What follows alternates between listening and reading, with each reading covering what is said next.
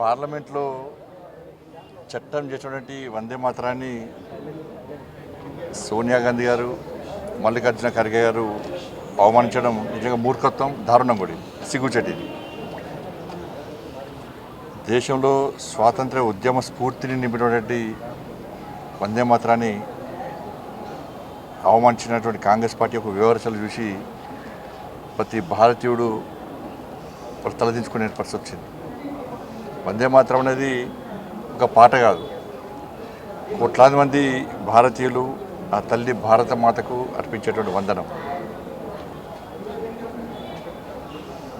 స్వాతంత్ర్య ఉద్యమ సమయంలో త్రివర్ణ పతాకాన్ని చేతిలో పట్టుకొని వందే మాతరం అంటూ ఉద్యమం చేసినటువంటి ఆ చరిత్రను కాంగ్రెస్ పార్టీ తెలుసుకోవాలి, సోనియా గాంధీ గారు తెలుసుకోవాలి. వందే మాతరం చూసి అప్పుడు బ్రిటిష్ వాళ్ళు భయపడ్డారు, ఇప్పుడు పూర్తి వందే మాతరం చూసి కాంగ్రెస్ వాళ్ళు భయపడుతున్నారు. అందుకే అది ఇండియన్ నేషనల్ కాంగ్రెస్ కాదు, ఇటలీ నేషనల్ కాంగ్రెస్. ఇటలీ నుంచి సోనియా గాంధీ వస్తే ఈ దేశం వారిని హక్కున వేసుకున్నది, ఆదరించింది, అభిమానించింది. వీడికి వచ్చి స్థిరపడ్డంత మాత్రాన దేశభక్తి కాదు, వేల చరిత్ర ఉన్నటువంటి భారతదేశం యొక్క నాగరికత, చరిత్ర, సంస్కృతి, సాంప్రదాయాల గురించి అర్థం చేసుకోవడమే నిజమైన దేశభక్తి. దానికి అనుగుణంగా వివరించడమే నిజమైన దేశభక్తి. మేము చట్టాలను గౌరవిస్తాం, రాజ్యాంగాన్ని చేతిలో పట్టుకొని తిరగడం ముఖ్యం కాదు. పార్లమెంటు చేసిన చట్టాన్ని ధిక్కరించి నిస్సిగ్గుగా వివరించడం అంటే ఇది ఇంతకంటే దారుణం ఇంకోటి కాదు. ఈ దేశంలో ఎంఐఎం పార్టీ వందే మాతరాన్ని బహిష్కరించింది, కాంగ్రెస్ పార్టీ వందే మాతరాన్ని అవమానించింది. ఈ రెండు పార్టీలను ఈ దేశం నుంచి తరిమి కొట్టాలి. సార్, నీట్ పరీక్షలకు సంబంధించి మంత్రి రాజీనామా చేశారు. రాబోయే రోజుల్లో కేంద్ర ప్రభుత్వం దీనిపైన ఎట్లా చేయబోతుంది? ఇప్పుడు నీట్ పరీక్షల తర్వాత ఎప్పుడైతే పేపర్ లీక్ అయిందో వెంటనే ధర్మేంద్ర ప్రధాన్ గారు దాని మీద ఒక సమీక్ష చేసిన తర్వాత సంబంధిత వ్యక్తులను అరెస్ట్ చేయడము, వాళ్ళని జైలుకు పంపడము, విచారణ జరపడము, దానికి వారు అప్పుడే క్షమాపణ చెప్పడము, తిరిగి నీట్ పరీక్షను ఎక్కడ ఎలాంటి లీకేజ్ లేకుండా కంపల్సరీ దాన్ని నిర్వహించడము, ఫలితాలు వచ్చినాయి, కౌన్సిలింగ్ ప్రారంభంగా అవుతున్నది. కాబట్టి కొన్ని రాజకీయ పార్టీలు, ఆమ్ ఆద్మీ కానీ, కాంగ్రెస్ పార్టీ కానీ, సమాజ్వాదీ పార్టీ కానీ, తృణమూల్ కాంగ్రెస్ కానీ, వీళ్ళందరూ కూడా విద్యార్థుల లోపల ఒక విషబీజాలు నింపి ఇవాళ దేశంలో అల్లకల్లోలు సృష్టించే ప్రయత్నం చేసింది. దీన్ని యువత అంతా కూడా గమనించాల్సిన అవసరం ఉంది. యువత అంతా కూడా వాస్తవాలు గ్రహించాల్సిన అవసరం ఉంది. ఏ రాజకీయ పార్టీ ఏం మాట్లాడుతుంది, దానిలో ఉన్నటువంటి అర్థాన్ని నిజంగా అర్థం చేసుకోలేని రోజులు యువత మోసపోతూ ఉంటుంది. వాస్తవాన్ని గ్రహించాల్సిందిగా నేను యువతకు అప్పీల్ చేస్తాను. Thank you. ఇప్పుడు రేవంత్ రెడ్డి గారు ఫస్ట్ వందే మాతరం సోనియా గాంధీ గారు, ఖర్గే గారు అవమానించారు. రేవంత్ రెడ్డి గారు ఫస్ట్ సమానం చెప్పాలి. తెలంగాణ కాంగ్రెస్ పార్టీ, తెలంగాణ రాష్ట్ర ముఖ్యమంత్రి గారు దీన్ని సమర్థిస్తారా, వ్యతిరేకిస్తారా ఫస్ట్ చెప్పాలి. బీఆర్ఎస్ బీజేపీ ఎప్పుడు ఒకటి కాదు. మేము ఇంతవరకు బీఆర్ఎస్తో కలిసి పోటీ చేయలే, కలిసి అధికారాన్ని పంచుకోలే.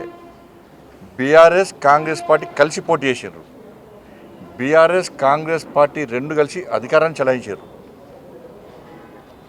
ఇప్పుడు బీఆర్ఎస్ కాంగ్రెస్ ఇద్దరు కలిసి లోపాయకార ఒప్పందాన్ని కుదుర్చుకొని ఈరోజు కాంప్రమైజ్ పాలిటిక్స్ పాల్పడుతూ ప్రజలు నమ్మించే ప్రయత్నం చేస్తున్నారు.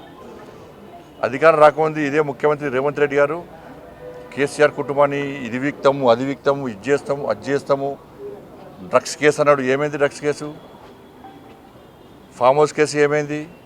ఫోన్ ట్యాపింగ్ కేసు ఏమైంది? ఈ ఫార్ములా కాలేజ్ కేసు ఏమైంది? విద్యుత్ కొనుగోలు కేసు ఏమైంది? కాళేశ్వరం కేసు ఏమైంది? ఏమైనా ఈ కేసులన్నీ నీకు ఎక్కడ అవినీతి దొరుకుతలేదా? దేని మీద విచారణ? పద్దానికి సిట్, ఆ సిట్ ముఖ్యమంత్రి సిట్ అంటే సిట్, స్టాండ్. ఇంతవరకు కేసీఆర్ కుటుంబం మీద ఇన్ని అవినీతి ఆరోపణలు చేసిన కాంగ్రెస్ పార్టీ నిజంగా అవినీతి పాల్పడ్డది కేసీఆర్ కుటుంబం, ఇది జనమందరికీ తెలుసు.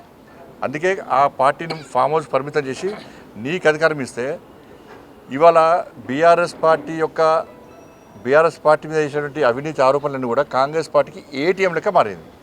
ఏం చేస్తారంటే ఒక్కసారి డ్రగ్స్ కేసు అని రాష్ట్ర ముఖ్యమంత్రి మంత్రులు అనగానే కేసీఆర్ ఏం చేస్తాడు, పోయి ఢిల్లీ ఖర్గేనో ఒక లీడర్ని కలుస్తాడు, మూటలపై చెప్తాడు, కథం క్లోజ్.